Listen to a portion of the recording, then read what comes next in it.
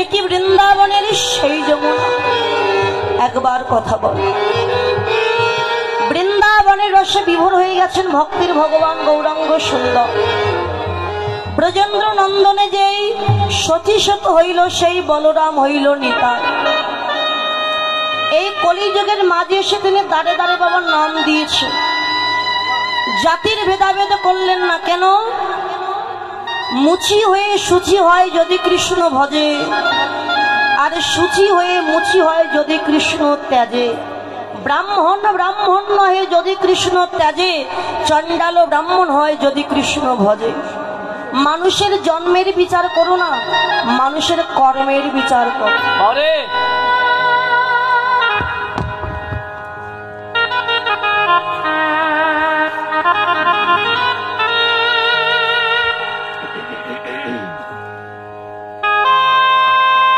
দেখবেন বাবা, গ্রামের কোনো ছেলে, নিচু জাতের ছেলে যদি বিশেষ ক্যাডার হয়, আমরা গ্রামের লোক কিন্তু গর্ব করে বলি ওই ছেলেটা আমাদের গ্রামের ছেলে। ও আমাদের গর্ব, আমাদের গ্রামের ছেলে বিশেষ ক্যাডার হয়েছে। কিন্তু কেউ কখনো বলবো ও আমাদের গ্রামের ছেলে, ওর তো নিচু জাতের ছেলে, এটা কেউ বলবো না। ও যে এত বড় চাকরি পাবে এটা নিয়ে আমাদের গর্ব, কি তাই না? তাই তো। কিন্তু কেউ জন্মের বিচার করে যে ওর নিচু জাতের ছেলে কি মুচির ছেলে, এটা করে। মানুষের জন্ম নয়, কর্মের বিচার করো। দেখবেন আমি উঁচু কুলে জন্ম নিয়েছি, কিন্তু এমন একটা কর্ম আমি করলাম যাতে আমার মৃত্যুর পরে গ্রামের লোক বলছে ও মরে গেছে না বেঁচে গেছে। জীবনে এমন কর্ম করেছে না, বেঁচে গেছে আমরা ওর হাত থেকে। ওই মানুষটাই নরকে চলে যাবে, ও স্বর্গে যেতে পারবে। আর নিচু কুলে জন্ম নিয়ে এমন ভালো কর্ম করেছে সারা জীবন যে মরে গেলে গ্রামের লোক আফসোস করে বলছে লোকটা খুব ভালো ছিল, মরে গেল। জানতে হবে জীবনই ধন্য। ও নিচু কুলে জন্ম নিয়ে এমন কর্ম করলো, সবার মুখে মুখে ওর নাম। এ জগতে যে যেমন কর্ম করবে তেমন জন্মই লাভ করবে। আমি যদি ভালো কর্ম করি ভালো জন্ম লাভ করব, আর যদি খারাপ কর্ম করি আমার নিচু কুলে যেতে হবে কিংবা খারাপ জন্ম হবে। দেখুন আমি এই জন্ম পেয়েছি, যদি ভালো কর্ম করতে পারি সামনের জন্মে হয়তো আমি ভালো একটা জন্ম পাবো। কিন্তু আমি যদি খারাপ কর্ম করি পরবর্তী জন্মে আমাকে দুঃখ কষ্ট দ্বিগুণ পেতে হবে। বাবা এ জগতে দেখবেন পদ্ম ফুল, পদ্ম প্রস্ফুটিত হয় কোথায়? বদ্ধ জলে, নোংরা জলে। কিন্তু পদ্ম ফুলের জন্ম দেখা হয় না যে কোথায় জন্ম নিয়েছি, বরং এই পদ্ম ফুল আমার কৃষ্ণ সেবায় লেগে যায়। কিন্তু যে গোলাপ ফুল ঘরের ছাদে টপে হয়, কত পরিচর্যা করবার পরে প্রস্ফুটিত করতে হয়, দেখতেও খুব সুন্দর, কিন্তু গোলাপ কখনো কৃষ্ণ সেবায় লাগে না। এটাই মনে রাখতে হবে। নিচু কুলে জন্ম নিয়েও ভগবানের কৃপা পেয়েছিল কে মা? পরম ভক্ত রুহি দাস। তাহলে নিচু কুলে জন্ম নিল, আবার নিচু কুলে জন্ম নিয়ে সে পরম কৃষ্ণ ভক্ত হয়েছিলেন। বাবা যে রাজ সহযোগে পরম বৈষ্ণব উপাধি দিয়েছিলেন ভগবান শ্রীকৃষ্ণ এই রুহি দাস। তাহলে এমন কি কর্ম করলো সে যে নিচু কুলে জন্ম হলো, আবার এমন কি ভালো কর্ম করলো যে নিচু কুলে জন্ম নিয়েও সে পরম বৈষ্ণব হলো। জানো বাবা এই রুহি দাস পূর্ব জন্মে যার নাম ছিল প্রেমানন্দ, এই প্রেমানন্দের জন্মের আগেই তার বাবা মারা যায়। প্রেমানন্দ তখন মায়ের গর্ভে। প্রেমানন্দকে জন্ম দিয়ে সন্তানের বদন দেখবার আগেই প্রেমানন্দের মায়ের মৃত্যু হয়ে যায়। তাহলে এই পৃথিবীতে যার বাবা নাই মা নাই, তার মতো অসহায় যে জগতে আরে কেহ না। গ্রামের লোকজনে গিয়ে বলতে, দেখেছিস ছেলেটি কেমন অলক্ষণ, কেমন অপায়া, ও জন্মানোর আগে নিজের বাপকে খেয়েছে, জন্মানোর আগে নিজের বাপকে খেয়েছে, আর জন্ম নিয়ে নিজের মাকে খেয়েছে। অলক্ষণে অপায়, ওর মুখ দেখা অপা। গ্রামের লোকজন বলে তাহলে কি করবে, ও সবে মাত্র জন্ম নিয়েছে, ওকে কেউ না নিলেও তো মরে যাবে না খেয়ে। আরে মরুক, ও মরলেই তো আমরা বাঁচি। চলো ভাই, এই যে কান্নাকাটি করছে এটা সহ্য হচ্ছে না, একে নিয়ে রাস্তার ধারে কোনো ডাস্টবিনে আমরা ফেলে দিয়ে আসি। শিয়াল কুকুরে ছিঁড়ে খেয়ে ফেলবে, মরে যাবে। বাচ্চাটিকে নিয়ে যাচ্ছে রাস্তার ধারে ফেলে দেওয়ার জন্য। কিন্তু মা, গ্রামের সবাই তো আর খারাপও নয়। খারাপের মধ্যে যেমন ভালো থাকে, ভালোর মধ্যেও খারাপ থাকে। গ্রামের এক বৃদ্ধা জননী, যার স্বামী নাই, সন্তান নাই, জগতে আপন বলতে কেহ না, ওই বৃদ্ধা মা জানতে পেরে পাগলের মতো ছুটতে ছুটতে আসছো, গো একটু দাঁড়া, ওই বাচ্চাটিকে তোমরা ফেলে দিও, জগতে ওরও কেউ নাই আর আমারও কেউ না। ওই বাচ্চাটিকে তোমরা আমাকে দেবে, আমি ওকে নিজে পুত্র স্নেহে মানুষ করব, দেবে আমায়? গ্রামের লোকজন বলছে, আরে নেবে তো নিয়ে যাও, কান্নাকাটি করবার কি প্রয়োজন, নিয়ে যাও। বৃদ্ধা মা বাচ্চাটিকে নিয়ে ঘরে ফিরে এসেছিল।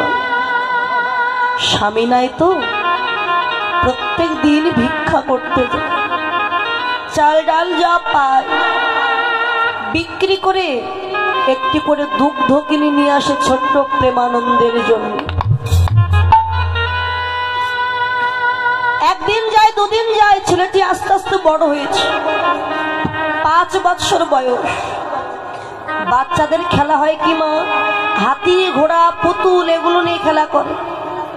আর প্রেমানন্দের খেলা কি জানেন বাবা? মাটি দিয়ে সুন্দর করে কৃষ্ণ মূর্তি তৈরি করে, বাগানের ফুল তুলে মালা গেঁথে গোবিন্দের গলায় দিয়ে বলে, দয়াময়, আমার তো দেওয়ার মতো কিছু নাই, এই বাগানের ফুল তুলে মালা গেঁথে দিলাম, মন তুলসী আর নয়ন গঙ্গার জল দিলাম আমি তোমাদের সেবা, নিজ গুণে কৃপা করে গ্রহণ করো প্রভু। অন্তর্যামী ভগবান মনে মনে বললেন, প্রেমানন্দ, এইটুকু বয়স তো, অন্য সব খেলা দেখে তুই আমার চরণ নিয়েই পড়লি। ওরে, যে করে আমার আশ আমি তারে করি সর্বনাশ, যে না ছাড়ে আমার পাশ তারে করি দাসের দাস, আর যে হয় আমার দাসের দাস তারে দেই আমার বৈকুণ্ঠ।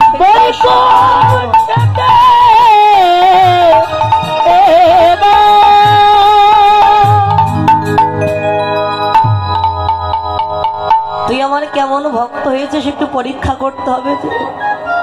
স্বর্ণকারে যেমন পরখ করে দেখেন কোনটা আসল সোনা, কোনটা নকল সোনা, ভগবানও পরীক্ষা করে দেখেন কোন ভক্ত আমায় কতটুকু ভালোবাসে।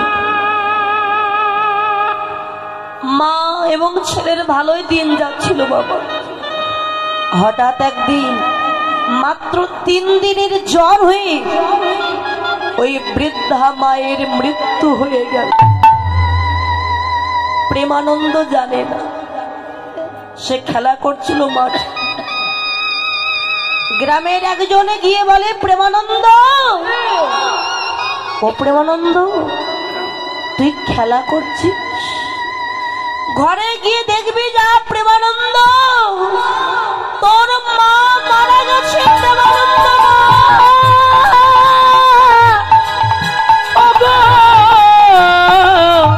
ও ভোমা,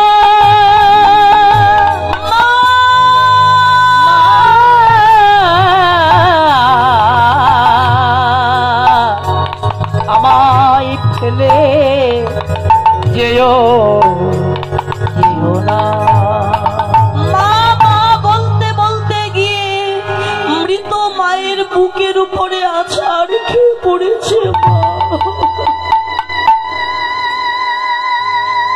কথা বলো, একবার কথা বলো মা, একবার প্রেমানন্দ বলে আমায় ডাকো মা। কথা বলবে না? বলবে না মা? তুমি কি জানো না মা, তুমি ছাড়া যে এই পৃথিবীতে আমার আর কেহ না। একবার তাকাও মা। কিন্তু যে একবার চলে যায় সে তো আর কোনোদিন ফিরে আসবে না। গ্রামের লোকজন তার মাকে ধরে শ্মশানে গিয়ে সৎকার করে ঘরে ফিরে এসেছে। ছেলেটি মায়ের কষ্ট ভুলতে না পেরে ধোলায় গড়াগড়ি দিয়ে শুধু মা মা মা বলে কাঁদছে। এক সপ্তাহ কেটে গেল, অনাহারে অনিদ্রায় ছেলেটি শুধু কাঁদছে, কিন্তু কেউ তাকে কিছু খেতেও দিল না। ক্ষুধার জ্বালার সইতে পারছে না। আমরা বাবা যদি একদিন না খেয়ে থাকি আমাদের অবস্থা কেমন হয় বলো? 7 দিন হয়ে গেল ছেলেটি পড়ে আছে, জীর্ণ শীর্ণ শরীর হয়ে গেল। আর এই কষ্ট সহ্য করতে না পেরে গ্রামের দুয়ারে দুয়ারে গিয়ে ডাক দিয়েছে, মা, ও মা, গৃহে কেউ আছো মা? একবার বাহিরে এসো না মা, আমায় কিছু খেতে দাও না মা। আজ 1 সপ্তাহ হলো আমি কিছু সেবা করিনি মা, দাও না মা, ও মা, দাও না মা। গ্রামের লোকজন বলছে, তুই জন্মানোর আগে নিজের বাপকে খেয়েছিস, জন্ম নিয়ে নিজের মাকে খেয়েছিস, যে মা মানুষ করছিল তাকেও খেয়েছিস, এত মানুষকে খেয়েও তোর পেট ভরলো না, আবার আমাদের বাড়ি এসেছিস আমাদের খাবি বলে? বেরিয়ে যা বলছি, বেরিয়ে যা, তোর মুখ যেন কোনোদিন না দেখি। যার বাড়িতেই যা দূর দূর করে দাঁড়িয়ে।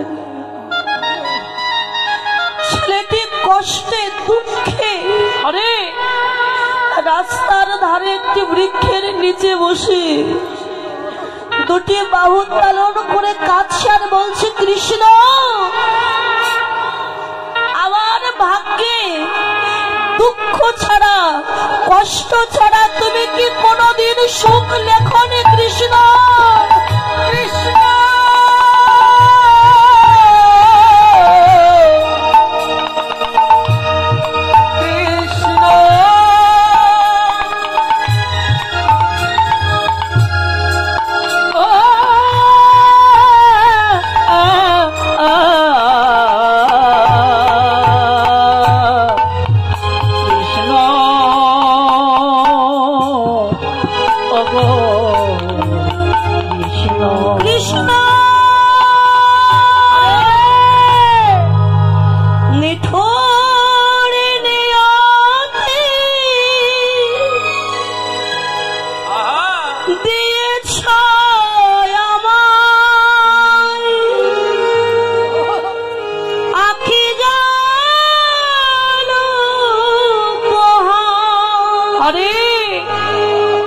চিরদিন শুধু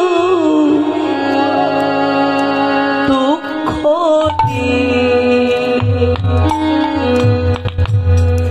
দিলে না তো অধিকার, নিঠুর নিয়তি দিয়েছ আমার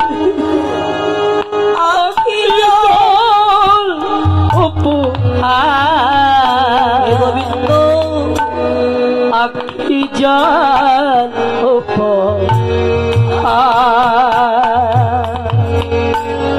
আখি জান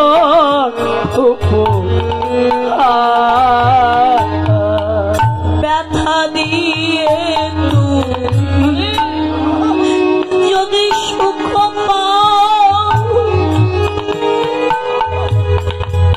যত ব্যথা তুমি আমায় দিয়ে যাও, ব্যথা দিয়ে যদি তুমি সুখ পাও,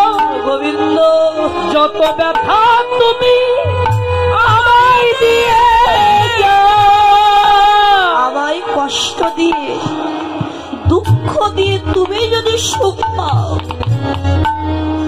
আমার কোনো অভিযোগ নাই। যত দুঃখ যত কষ্ট তুমি আমায় দিয়ে যাও, তবে তুমি যেন ভালো থাকো। ব্যথা দিয়ে তুমি আরে যদি সুখ পাও, যত ব্যথা তুমি আমায় দিয়ে যাও। ব্যথা দিয়ে তুমি যদি সুখ পাও, যত ব্যথা তুমি আমায় দিয়ে যাও। নিঠুর নিয়তি দিয়ে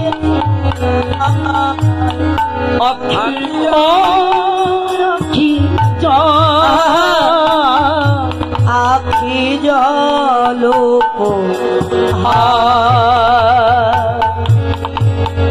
আখি জল কৃষ্ণ